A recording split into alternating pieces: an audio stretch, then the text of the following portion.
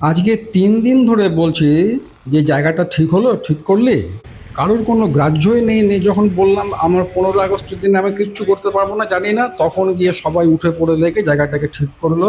এই যে সঞ্জয় ঠিক করছে ফ্ল্যাগটাকে। স্যার গানটা চালান।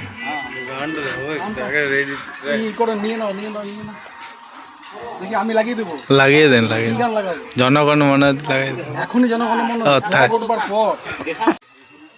প্রতিবার ১৫ আগস্টের দিনে আমার খুব টেনশন থাকে যে পতাকাটা ঠিক মতো বাঁধা হলো কিনা, পতাকার মধ্যে যে ফুলগুলো আছে সেই ফুলগুলো টান মারলে ঠিক মতো পড়বে কিনা, পতাকাটা জায়গা মতো ঠিক মতো উঠবে কিনা। আমার কপাল ভালো যে সেদিন মাস্টার মশাই সকালেই চলে এসেছিলেন ডিম নেবার জন্য। উনি আইসিডিএস এর জন্য এখান থেকেই ডিম নিয়ে যান বরাবর। উনি ঠিকঠাক করে আমার হাতে দড়ি ধরিয়ে বললেন, এবার টানুন। আমি তো দড়ি ধরে টানছি আর ভাবছি পতাকাটা উঠবে তো, ফুলগুলো ঠিক মতো খুলে পড়বে তো। যাই হোক, উনি আসাতে পুরো ব্যাপারটা সুষ্ঠুভাবে সম্পন্ন হয়ে গেল। জয় বন্দে মাতরম।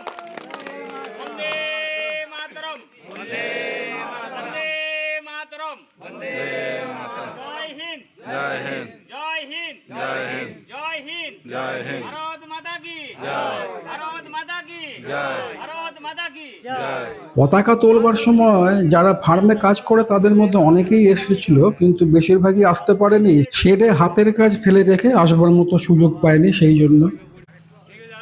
পতাকা ঠিক মতো উড়ছে দেখে মনটা শান্তি হয়ে গেল।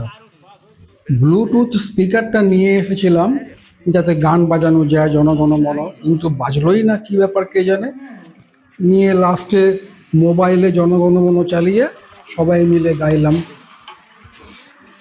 সবাই এক এক করে এসে ফুল দিয়ে পতাকার প্রতি পূর্ণ শ্রদ্ধা জানিয়ে যাচ্ছে।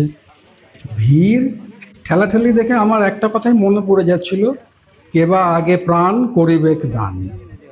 কিন্তু যে সমস্ত আদিবাসী মেয়েরা আমাদের এখানে কাজ করে ফার্মে, তারা যেভাবে পতাকার প্রতি মনীষীদের প্রতি সম্মান দেখালো, বিশ্বাস করুন আমি এই জিনিস আগে কোথাও কখনো দেখিনি।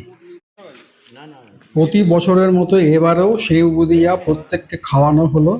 এটা করতেই হবে, না করলে বিরাট বড় কথা হয়ে যাবে। বলবে যে ফার্ম এত রোজগার করছে কিন্তু কিছু খাওয়ালোই না, তাহলে কিসের ১৫ই আগস্ট।